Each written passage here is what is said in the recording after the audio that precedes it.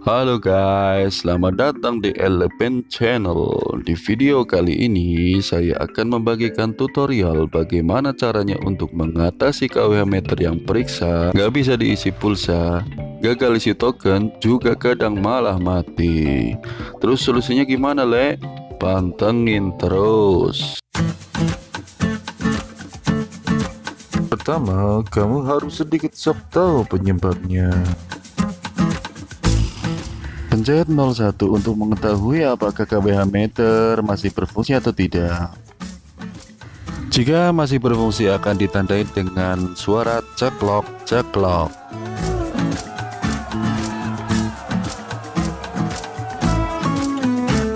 Jika pencet 41 enter muncul angka 205 sampai 230 volt, berarti tegangan aman guys. Jika pencet 08 enter muncul angka 1 atau 45 atau ada gambar tangan, berarti instalasi rumah kamu ada yang konslet. Singkatnya, KWH meter periksa itu listrik kamu dalam keadaan abnormal guys. Parahnya, jika tutup KWH meter dibuka secara sengaja sama kamu, bisa kena denda itu guys. Jangan ya, jadi warga negara yang baik dong. Mungkin di lain video aja saya jelasinnya ya guys, bisa jadi parah nih durasi. Langkah kedua, catat nomor KWH meter kamu dan telepon nomor call center PLN di nomor 123. Cari di Google nomor PLN daerah kamu, terus telepon deh. Ceritakan identitas kamu, alamat rumah, patokan rumahmu sebelah mana, dan nomor KWH meter kamu.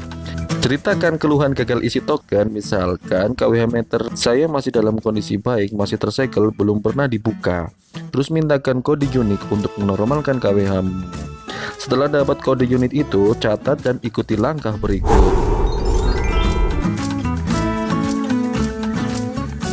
Matikan MCB.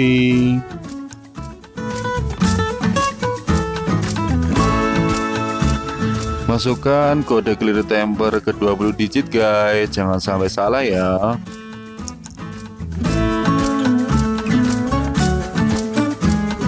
Kalau benar akan muncul di layar benar guys. Setelah itu masukin token yang belum masuk guys.